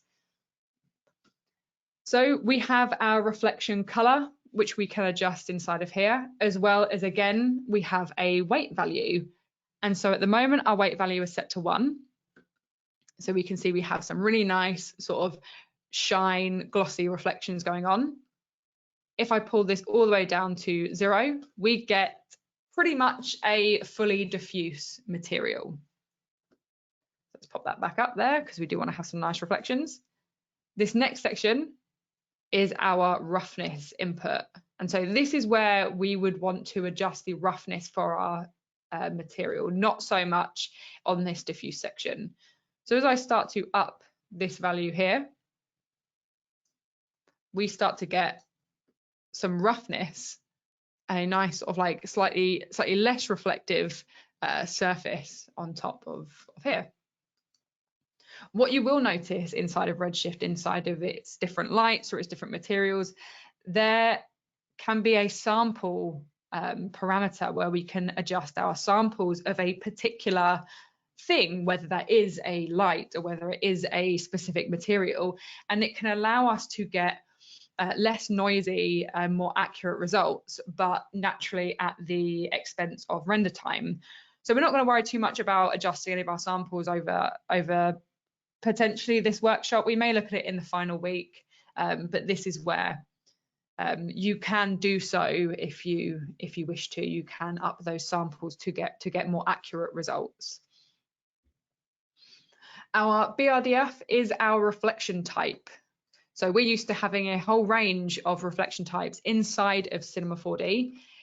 Inside of Redshift, we have slightly less options. We have Beckman, GGX, and what's called a Schickman-Shirley. And so the general rule that I tend to live by, is I use Beckman for any dielectric materials, so anything that is basically a non-metal. And then I use GGX for anything that is a conductor, so anything that is a metal. And then Schickman-Shirley, I think, can be used for both of those options, and you can create more accurate noise-free results. However, they can be sort of slightly slower to render because they are more accurate. But yeah, often I will find myself using between Beckman and GGX. So moving down into our list of what do these things mean, we have anisotropy. Well, that's how I pronounce it. And basically what this allows you to do is you can stretch your reflections in a particular direction or along a particular axis. So if I'm hoping we'll be able to see this. So if you take a look at this reflection here, as I start to adjust this setting, you can see that these are sort of changing their angle or direction. And so, you know, we can use this to create like a brushed metal, where that sort of like brushed roughness is moving or going in a particular direction, and then we can rotate that direction with this rotation option as well. Our Fresnel type, another very big option inside of our Redshift material-based properties. If we drop this down, we can see that we have our IOR set as our default, and so we can adjust and we can set a index of refraction for our material. We then have IOR advanced, and what you'll see here is we then have the individual index of refraction for the red, green and blue channels. And then we can also adjust our absorption K values as well, which for anything that's a non-metal should just be left at 0, 0 and 0. We then have color, edge and tint, and color, edge and tint is a lovely artist and user-friendly way of controlling our reflectivity and metal edge tint color. And this is super useful, especially if we combine it with GGX, and we can create some really nice metals and just sort of not have to worry too much about understanding about the reflectivity. We can just define the color of it ourselves and see how this works in our, as like an artist, how we can aesthetically see how it looks. The flip side of that is if we do want more control, and if we're working in a what's called a PBR workflow, so if we're using texture maps from potentially like Substance, often they will come with a metalness map or a reflectivity map or a metallic map, and therefore they need to be connected to this metalness option. And so this needs to be, if we're building a material in this particular way, we need to make sure that we have we open up this metalness input ready for that texture map. Right, let's go back to some of the defaults in here, and let's go down a bit further. So Sheen is a I've heard it referred to as a bit of a fake Fresnel before, and so it can be used to create a bit of like a what's called like a backscatter effect. And so if you have like if you have some nice like satin, like a satin cloth, and as you look down it, you can see you get like that shine, and that's that slight like glimmer. That's basically what Sheen allows us to do. We can adjust, you know, the color of it, the weight value of it, which is the amount that we see on our texture, as well as the roughness and samples of that as well. Last but not least, we have our refraction and transmission, which is similar to our transparency options inside of our material editor. So inside of here, we can adjust our color and we can adjust our weight or our amount of refraction. And so if we start to increase this, we can see that we're increasing effectively our refraction and or our transparency of our material.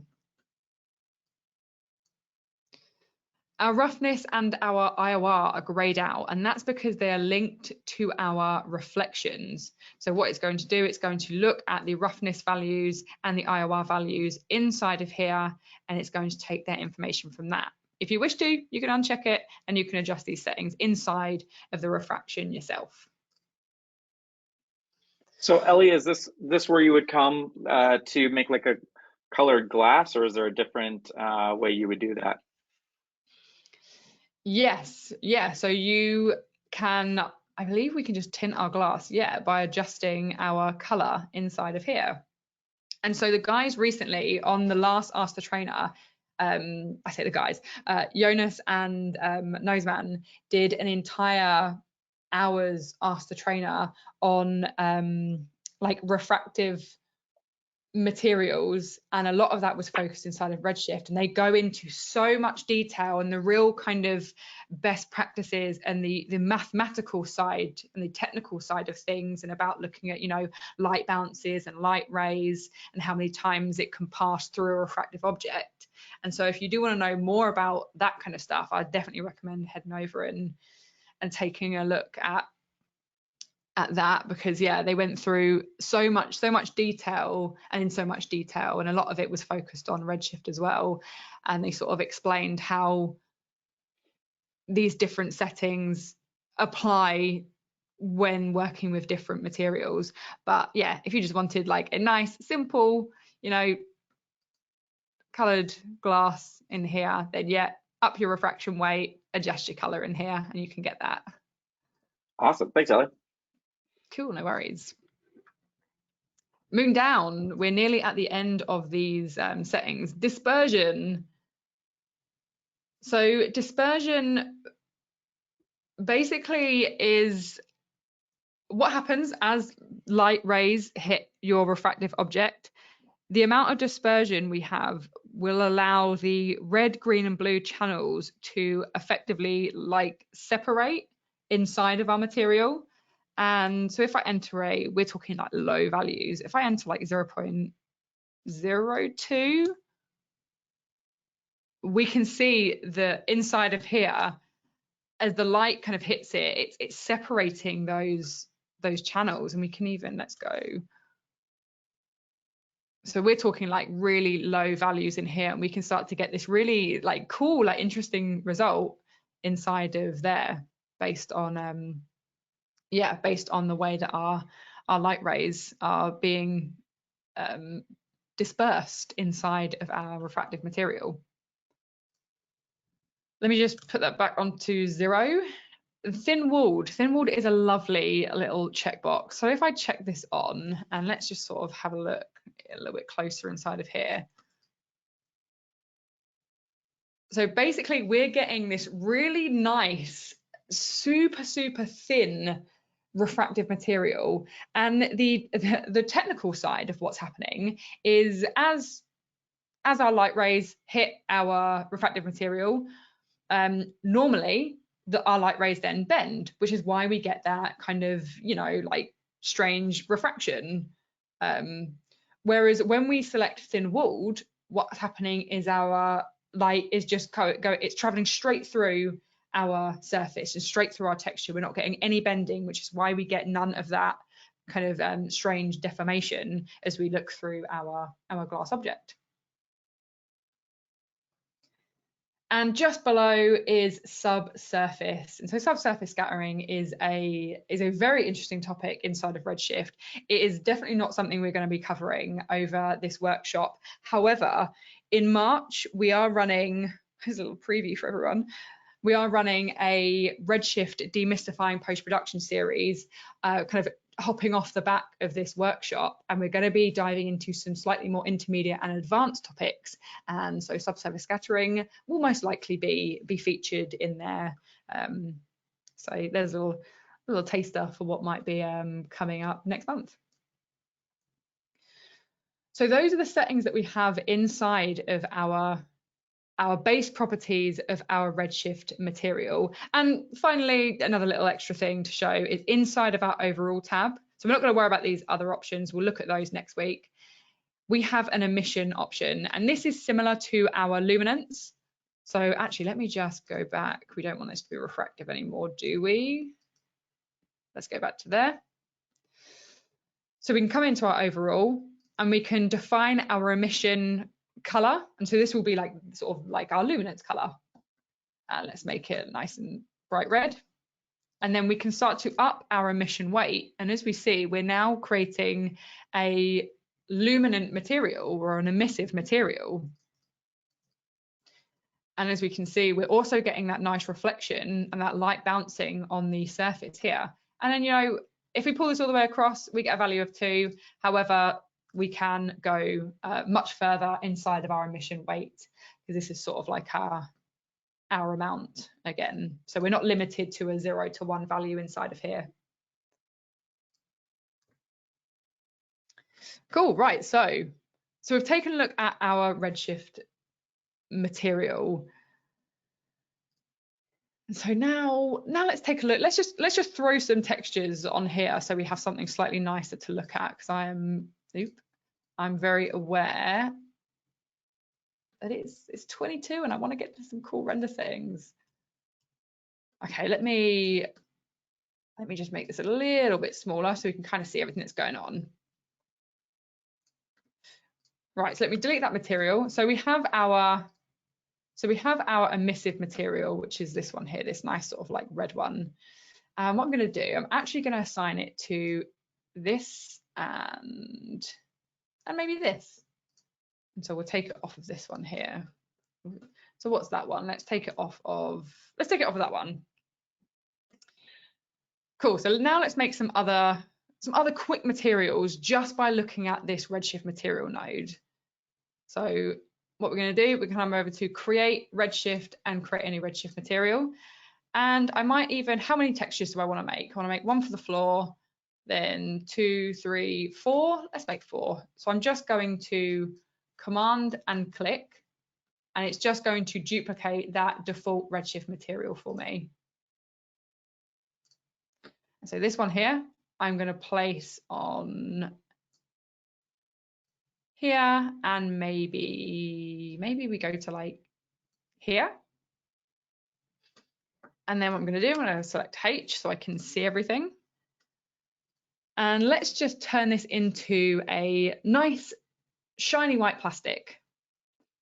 And so the one thing that I haven't shown that I think will be extremely beneficial to show, especially in this first week, are the preset options inside of the standard Redshift material.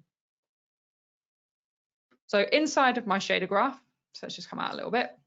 Inside of my Redshift material, under base properties, the very first option is a preset dropdown. And if we drop this down, we can see that we have a couple of presets, and we don't have loads, but the ones that we do have are pretty great. They're great like on their own as like a standalone material, but they're also a really great starting point. And so what we can do, let's say, so what we're going to do, we're going to create a plastic. So I'm going to create a white plastic. So I'm going to select that. And then all I'm going to do is I'm going to adjust my diffuse color to maybe be like a white plastic here.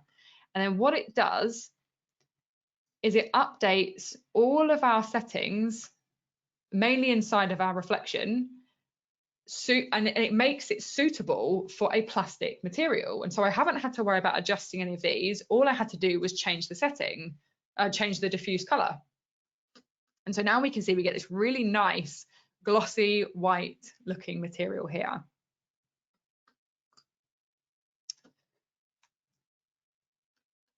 Right, let's go back into here. Let's go back into our shader graph, and let's now change this next texture. So this one here, what have we put that on? Let's put that on the end here. And let's have a look at there. So let's take a look at some of these other presets that we have available inside of here. So let's grab our gold preset, because I know this changes quite a lot of our settings inside of here. And so what we've done is we've changed our BRDF to GGX, and we've got our Fresnel type as color, edge, and tint. And we've got a little bit of roughness in there as well. And so what we can do, we can just come into our reflectivity, and in here we can adjust the color of our metal material, so we can get a bit of like a rose gold going on, which I think that's quite cool inside of there. And then we can choose to adjust our sort of like edge tint color as well, which let's make a bit more of like a red color inside of here. Great, so I might even throw that on here as well. Hey, it's looking a little bit like a Pokeball. Right, so this next texture we're going to throw on this sort of end one here. And what do we want for this? What are we going to create for this? Let's let's have a look in our presets and see what we got going on. Ooh, we have a silver. Oh, I quite like that silver.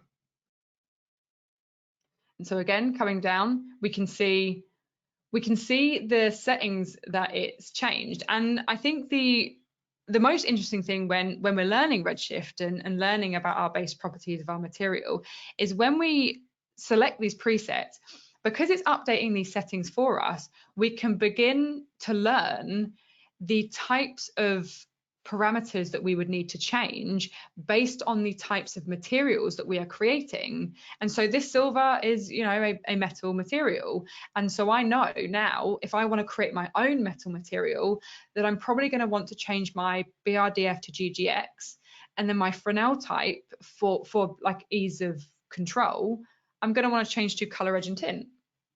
And so it's nice to just sort of break down these presets and see exactly the different settings that they change and update for us. Cool, right, so I do quite like that silver, so maybe I'll put that on there, and then maybe I'll put that red back on the end here. And last but not least, let's just throw this on the floor. And I'm going to adjust this and make it a bit of a darker grey colour. And what I want to do is I want to create some roughness. So we're going to come down into here and we're going to create some roughness on there. And so we're getting these nice sort of slightly kind of blurred reflections now because we've upped our roughness value inside of here. And so what I did want to do, I did want to start to introduce texture maps. However, I don't want to rush it too much, and I'm aware that it's 1:45, and I did want to go through some of the render settings. So what I might do is I might save that that section for next week, so we don't have to worry about rushing it too much now. In the meantime, do we have any questions around sort of the stuff that we've looked at inside of our Redshift materials?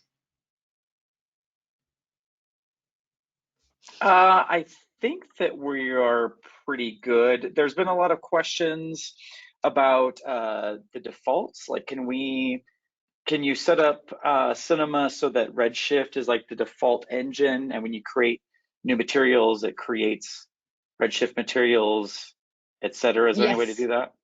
Yes, you can. I did change this at one point. Let me have a look in my preferences. I did have this set up. Material, inside default material. Here you go. So inside of your material manager. So we've gone into our edit preferences and then inside of materials. And then default material, if you change this to Redshift shader graph, when you double click, it will create a Redshift shader graph material for you. Awesome. That's how you would do that. And what about I used to have that set up, but not anymore. What about the like in the render engine? Like, can you have that like automatically default to Redshift? Let's have a look. Renderer.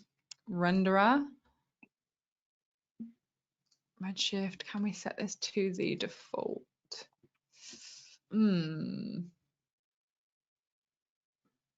Maybe not so much. However, what you could do is you can sort of create your own set of render settings inside of here. So if you find that when you're using Redshift, you're using the same kind of settings, you can actually just set up your own preset. And so I know it's not quite the same, but it hopefully would limit a couple of steps by setting up a preset here for Redshift. Okay. But it would then just involve you still coming into your render settings, but then you just have to select your particular preset inside of there. Oh, that's cool. Cool. So I know that we haven't looked in kind of major detail about working with nodes, but I just wanted to do a bit of like a starter of looking at the shader graph and the Redshift material node, and because this is going to help, like this is going to like springboard us massively when it comes to looking at nodes next week. So we're not going to have to worry about going into loads of detail about this kind of stuff. And now what we can do is we can focus on actually building up some really nice textures, mixing some different textures, looking at creating bump, displacement, and building up a node tree to create some materials without having to, now worry about going through all these settings again. So that was why I wanted to go through this. I did want to look at like texture maps because it's a nice way of looking at some inputs, but we'll do that first thing next week, and it'll be a nice ease in. And so before the end, let's have a quick look at some render settings so we can actually like render this out if we want to. And just for the sakes of this, I'm also going to do a little, where's my snapshot gone? Let's do a little snapshot. And so we started off with this, and now I've ended with this. And all we've really done is add a dome light with a HDR and then create some introductory Redshift materials and just thrown them on there using literally just the Redshift material node. And as a comparison, it looks completely different. So let's say we now want to render this out and we want to have it for we want to have it as a nice reminder of our very first session learning Redshift. So what we're going to do, we're going to come up to our render settings just like we would inside of Cinema 4D, and we're going to take a look at these tabs here. So Redshift has two different modes, as we can see. We have a basic mode as well as a advanced mode. The basic mode, which is the one that we have selected at the moment, that's the one that we can see, is a small selection of our most commonly used render settings, whereas the advanced mode opens up all the available render settings and all the possibilities of tweaking and fine-tuning these. When we're first getting started and we're first learning Redshift, or even if you just prefer to keep things simple, the basic tab is a really nice way of getting used to our render settings and also getting used to just adjusting our render quality without having to worry about fine-tuning all of our different parameters, which we can see inside of here. And there are a lot of them. So what can we do inside our basic tab? What do we have the ability to do? So this first option, if we just drop this down so we can see this section, is our bucket quality. And effectively, this allows us to quickly adjust the quality of our render. It's as simple as that. It is, you want to choose the quality of your render. Do you want low, medium, high, or very high? And all you have to do is click it and choose the one that you want. Custom isn't something you can click. However, as we adjust our threshold, you'll notice if I hit a value that isn't directly one of these qualities, it changes to custom. The general rule here is the lower the quality, the faster the render, versus the higher the quality, the slower the render. And what you'll notice is as I click through these, our threshold is changing and getting, lower and lower as I go.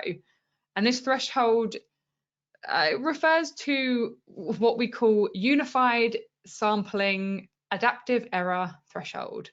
And I know, it makes loads of sense, right?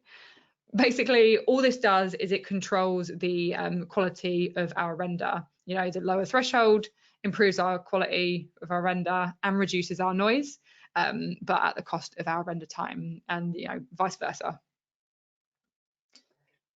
So let me just put that on medium for now. We might even do a couple of tests if we have some time as well. Our progressive passes, this relates to our progressive rendering in our IPR, but as we know, our full render does a bucket render. Here is where we can add some denoising. And so, you know, we saw inside of here, we can see the output with and without our denoising. And so what we can do, we can really easily switch this on if we want to, and then we can choose the particular engine that we want to use for our denoising.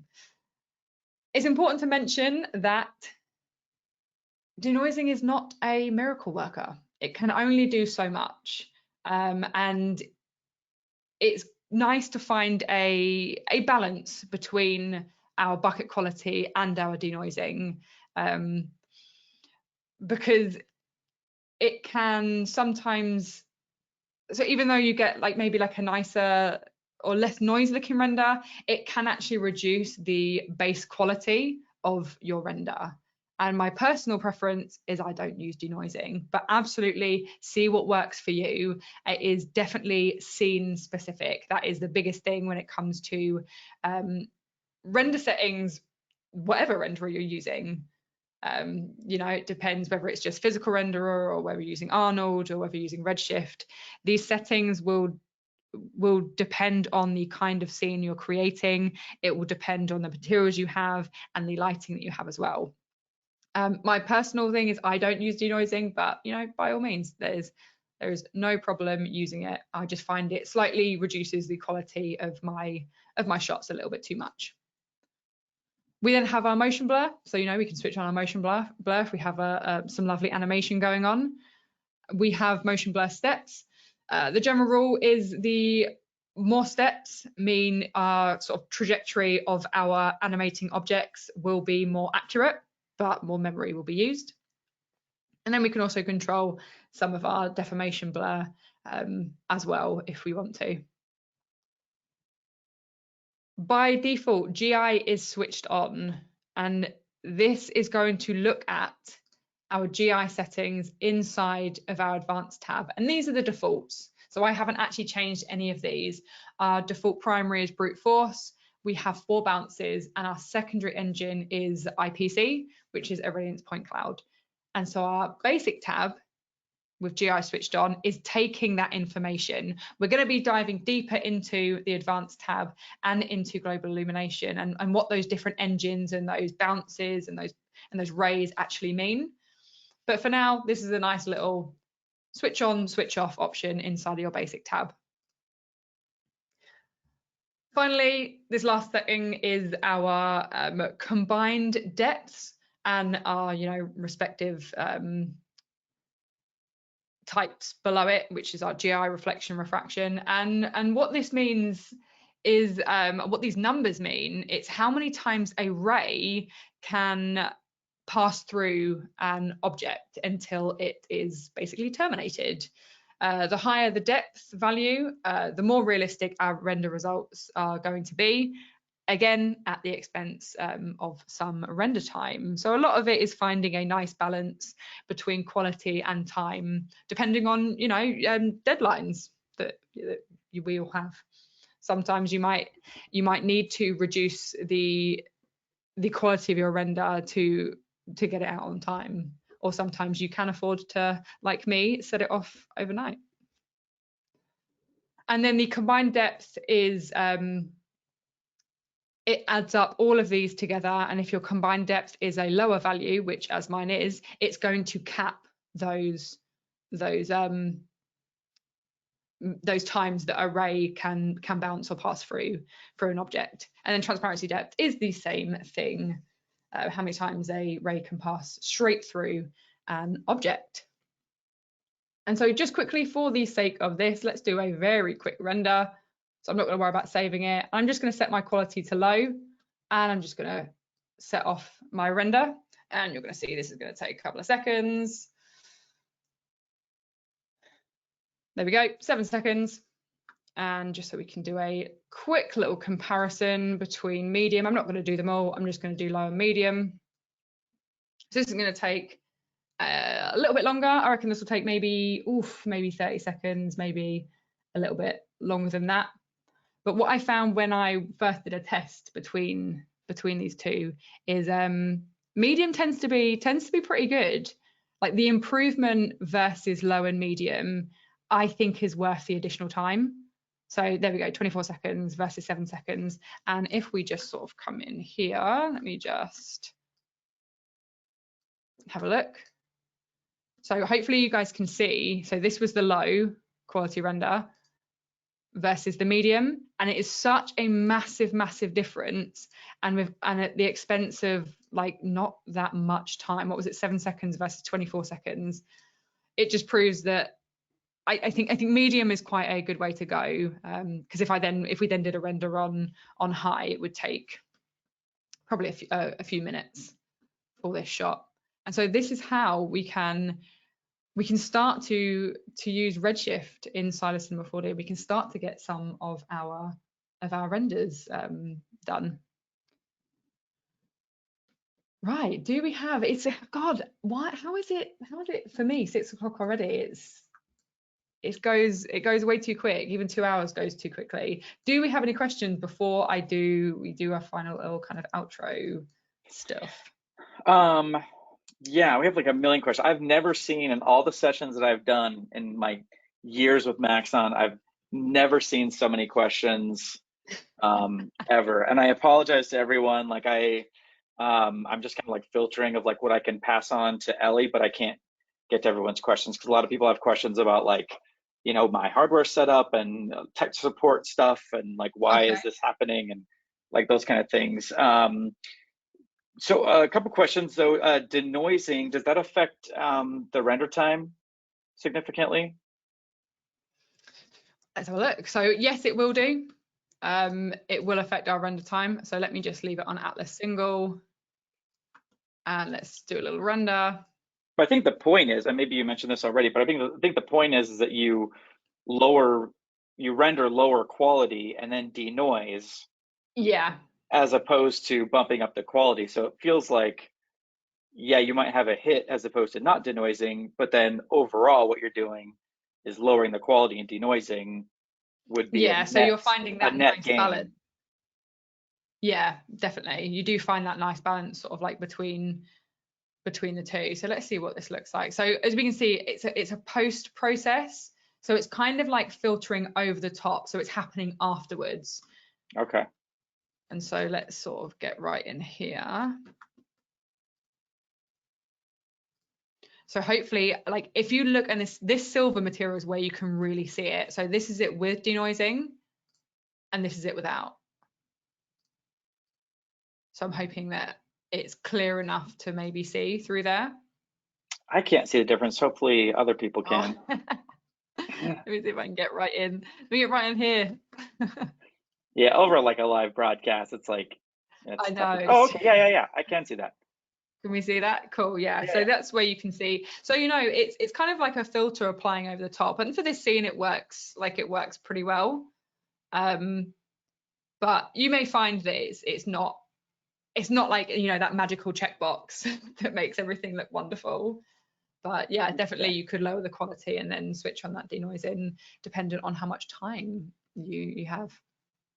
Okay, thank you. Another, just have a few like quick questions here. Do you know if the color settings in Redshift, if they are color managed or not?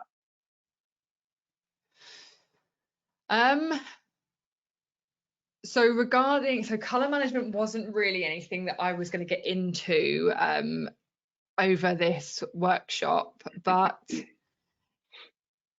it might be something that we touch on maybe in week 4. We'll look at the different color management options inside of there.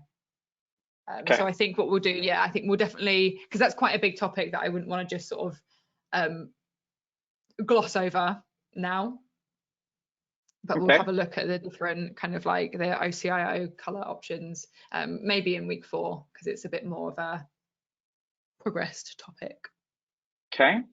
And then there were some questions about like, excuse me, there's some questions about like PBR materials and using PBR materials. Are we going to cover that this month?